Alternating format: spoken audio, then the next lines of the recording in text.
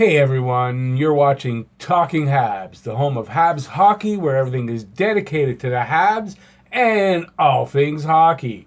So in this video, it's my review of the game tonight between Montreal Canadiens and the Tampa Bay Lightning. To get more of my content like this on a daily basis, subscribe and ring the notifications bell, and that's right down there below. So Montreal is home to Tampa Bay tonight, coming off a big win against St. Louis, the defending Stanley Cup champs. And Tampa is coming off of a shocking loss to the Ottawa Senators 4-2. I guess 2 nights before. I think it's 2 nights before. So you don't know what in my preview I said I don't know what the outcome is going to be. What team is coming here? Tampa, the good Tampa team or the bad Tampa team? It turns out we get the good Tampa team tonight. So, the game starts off. It's not a furious pace or anything. Pace is good. It's a lot of back and forth. Neither side really getting any sustained pressure or really any serious chances. And this goes on for the first, I guess, about 14 minutes. So it's just back and forth skating.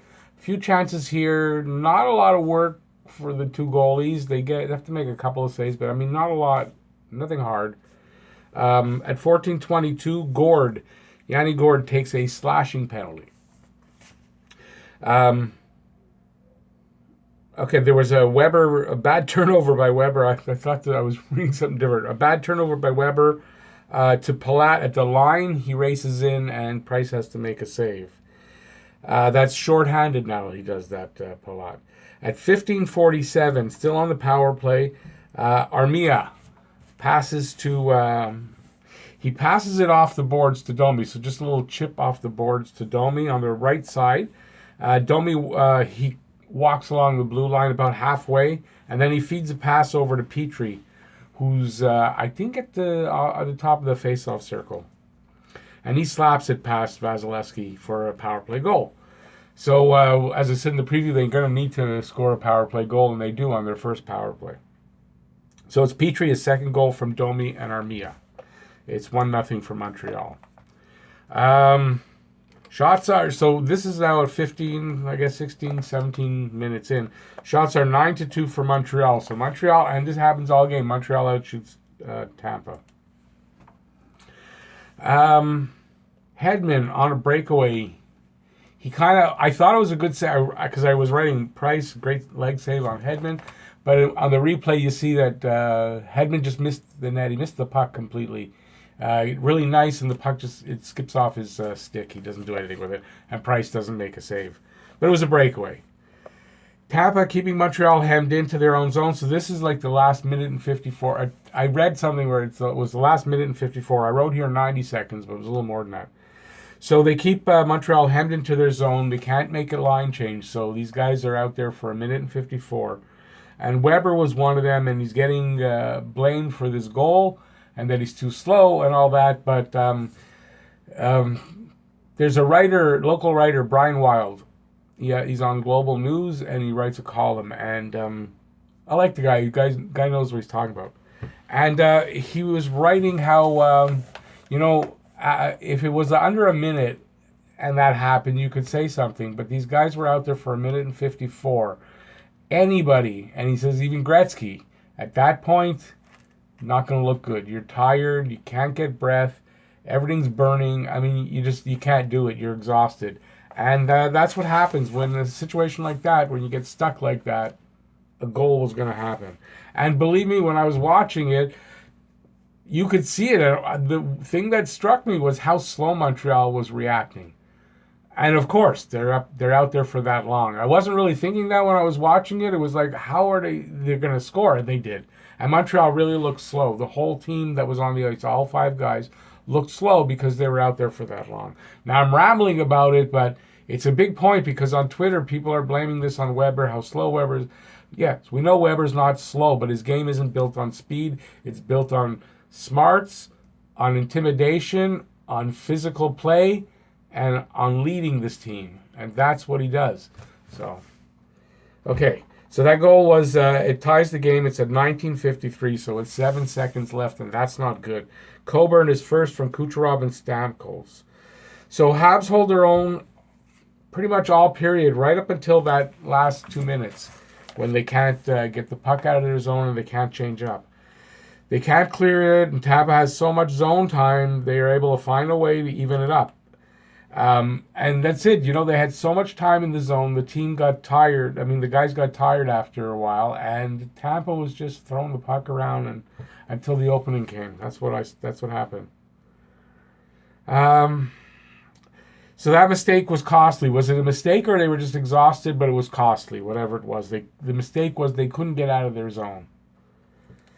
So I wrote here, this could be start of something for Tampa Bay because late goals like that often are killers and lead to more. And when you score late in the period, it's demoralizing. And yeah, especially when a team had the lead and you tie it up, just tie it up, or you take over. You're tied, you take over the lead, whatever.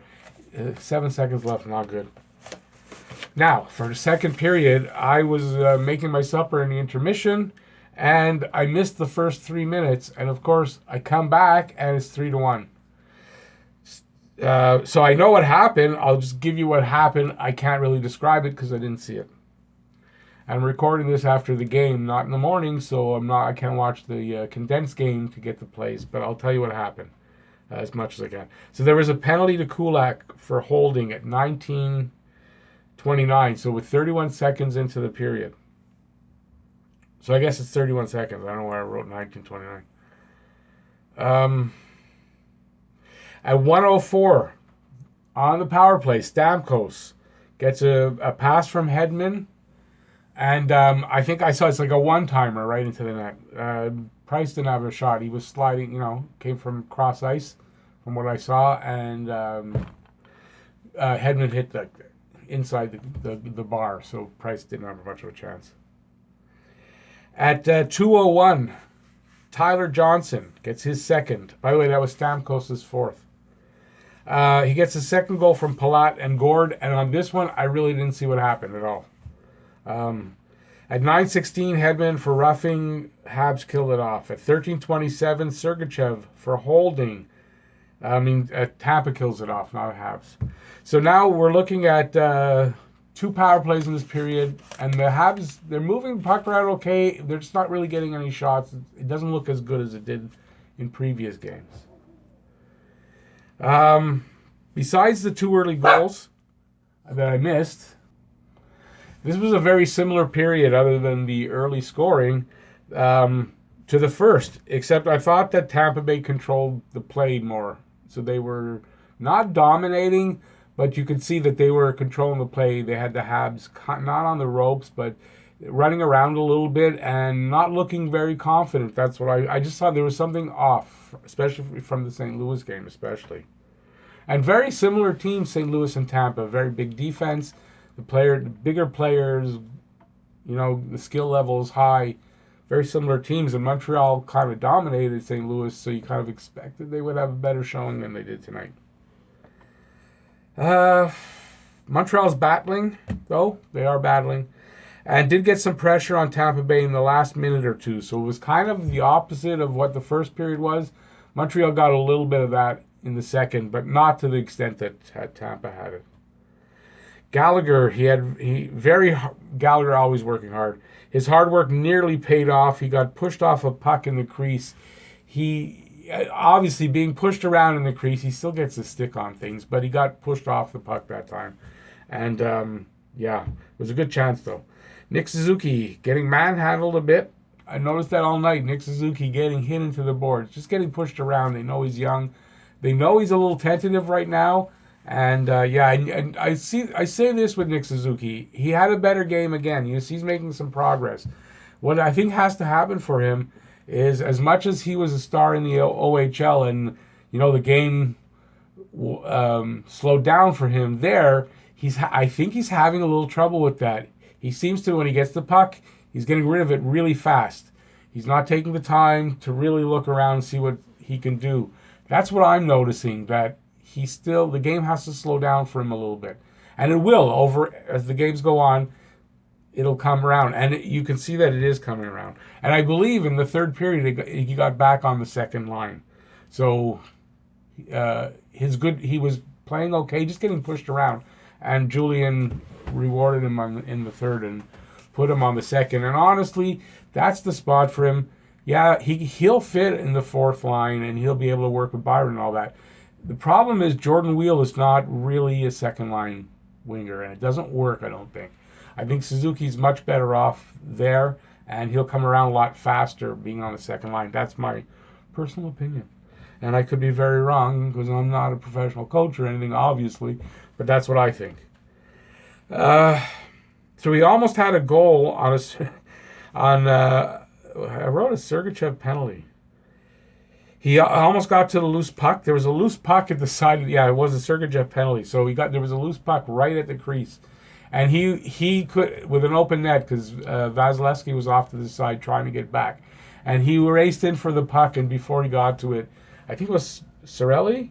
No, Chernak. He knocked the puck away with his stick. He poked it away. Almost had his first goal, and you can almost see the way he jumped on the puck. He was like, oh, I got one. And the puck got knocked away. So Montreal has to find an answer to Tampa Bay's size. And yes, for Habs Nation, if you're watching this video, and we had this about size, yeah, you're right. We have a little too many small players, and it's starting to show, and I'll give into that. So that it didn't affect us against St. Louis, but I don't know if we can do that on a consistent basis against teams that are that size. So I'm going to give in and say that having 6 guys under 6 feet on the forwards is a little too much. We need to get a little bit bigger. Not all the guys, but I mean, we need a couple more bigger guys. So I'm going to give into that. Because it would have helped them. It would have helped them tonight to have a bit bigger size. I didn't give shots on goal. I'm going to apologize for that. So first period shots on goal were 9-8 for Montreal. Montreal was 1 for 1 on the power play, and Tampa had no power play. Second period shots on goal, Montreal 8, Montreal 11, Tampa 8. So Montreal outshot them, not by a lot, but they outshot them both periods. Montreal was 0 for 2 on the power play, and Tampa was 1 for 1 on power play in the second period. Third period came around. Opened up well. Habs buzzing the Tampa net. 5 shots to open the period. 5 shots to, I don't know if it was 5-1. I think it was 5 shots to 1. And Vasilevsky, though, equal to the task. And kind of making it even look easy, honestly. But they were buzzing the net. They were trying hard first 5 minutes or so.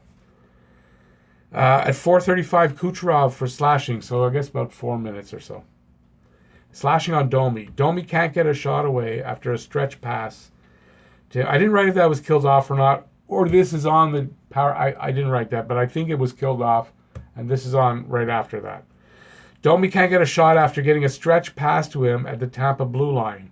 I don't remember who it was, but right from from inside the blue line, the Habs zone, a stretch pass up to Domi, and I don't know if Domi was coming off the bench or he was just racing up there, but he got it right at the blue line. But Sergachev pushes him off balance, and he can't recover. He's almost on a breakaway. Sergachev is kind of just right behind him, but he catches up and he pushes him off the puck. And he can't recover once he pushes him down. He can't recover. But Domi's really hustling in the third period. And at this point, shots are 10-2. And I think it's about the 10-minute mark. I wrote that for Montreal in this period. At 13-10, Shattenkirk puts it into the crowd on a clearing attempt. And there's a penalty for that because he tries to clear it. It goes over the glass. But Tampa kills it off. Price pulled with 2 minutes to go. So the Habs have the man advantage. They move the puck around. I think they get one shot. They don't do much. So the Habs don't get much here with the man advantage. They couldn't find any consistency tonight. Tampa kept them off balance. By the way, 3-1 victory for Tampa. Kept them off balance for most of the game. The passing wasn't great tonight. 1 for 5 on the power play wasn't enough tonight. It just wasn't. They only had one penalty kill, which they couldn't manage, And they had 5 power plays, and that's where they needed to catch up to this team. If they would have connected on 2 and look 3, why not? Other teams do it. So even though they got 1, it wasn't good enough. Tampa's size was an obvious difference. The bigger Tampa Bay guys seemingly at will were pushing Montreal off the puck a lot tonight. So not in every case, but in a lot of times, Tampa Bay's size made a big difference. They just pushed Montreal around, especially Nick Suzuki got banged around a little bit. So, for the PK, they gave up a goal on 1 attempt. It's not good. It's not good. Their PK, I think they're like 4th. They're 27th in the league now, 28th in the league. It's bad. Their first unit for the power play, in my opinion, should be this. Petrie and Drouin on the point.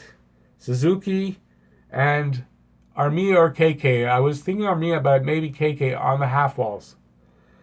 And then you have Deneau at the net. Deneau is very good. He's got good numbers, good primary assist numbers, stuff like that. Go watch Draft Dynasty. Draft Dynasty. He analyzes the power play. And Drouin, Petrie, Deneau should definitely be on the first unit. And I do believe KK and Suzuki on the half walls would make a difference. Shots on goal tonight. Montreal 34, Tampa 22. The outshot, it's not the first time they outshot the opposition and lost. Power plays, Montreal 1 for 5, Tampa 1 for 1.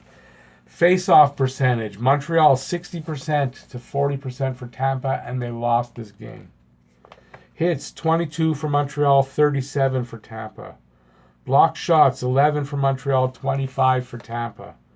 Giveaways, 13 for Montreal, 12 for Tampa. And takeaways, 4 for Montreal, 5 for Tampa. Tampa is now 3-2-1, 4th in the Atlantic. They went from 7th to 4th. Montreal is now 2-2-2, and 7th in the Atlantic, and they went from 5th back to 7th. And I think that's it. I really think that Montreal needs to make a change on the power play. I really believe Petrie needs to lead off the power play. And I think it might be time, and this is not my own idea. I'm getting this mostly from the internet. I'm agreeing with this. I think it's time for Montreal to make a change on defense. Not in the combinations. I like the combinations now. They need to make Petrie and Kulak first pairing. Mete and Weber second pairing. It's time for Weber to get a little bit less time. That unit needs to play less in the 20-minute, somewhere in the 20-minute range. Playing 24 minutes for Weber is too much. Petrie right now can handle 25, 26, 27 minutes a game. He can handle it, and it's time to make that change where Petrie is the number 1 defenseman. And you're probably going to disagree with me. If anyone's still watching, it's 18 minutes. I don't know if anyone's still watching. It's long for a review. Anyways, this is my review. If you liked it, give a thumbs up and subscribe and ring the notifications bell, and that will get you my videos and my live streams for your daily fix of Bleu Blanc Rouge. So the next game, I don't know. I don't know why I don't know that. I believe it's Thursday and against Minnesota. That's what I think. So I know I'm not an authority. Yeah, I don't keep track. I just check. I just didn't check tonight. So I'm running long, of course. Oh, God, I'm running long. What do I do? Anyways, I said everything I need to say. So thanks for watching once again. Give a thumbs up and a subscribe if you don't mind. And that's it. So go Habs, go. And I will see you for the next video. Bye, y'all.